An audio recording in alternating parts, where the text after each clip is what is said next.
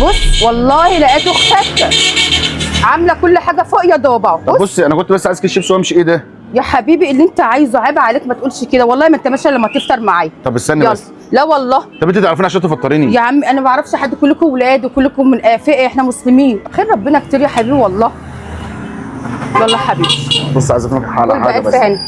انا عايز كيس شيبسي وكيس شيبسي كمان. لا ما خلاص بقى. لا والله. طب انت تعرفيني عشان تفطريني. عشان انت عايزه. طب انت تعرفيني عشان تفطريني. ده انت زي ابني يا حبيبي، وانا عندي عيال، انا ابني الكبير عنده 22 سنه، مش باين عليا ولا ايه؟ لا باين عليك. طب يا حبيبي ده انت ابني وعلى دماغي. احلى شيبس اهوت واللي انت عايزه كمان. طب انت هتفطري معايا ولا هتفطري اعمل لك فوق؟ شاي بقى. لا انا هطلع بقى، هطلع ولما تفطر وتظبط وبراحتك خالص خالص. طب انت هتسيبي الحاجه بتاعتك دي كده؟ سيبها لله يا قلبي. طب انت اسمك ايه بس الاول؟ اسمه موزيكو. طب بصي يا موزيكو، بس قبل ما اكل اي حاجه، لان انا الصراحه هطلع انا انا بقى مستغرب. براحتك. طب ثانيه واحده بس. ايه يا حبيبي؟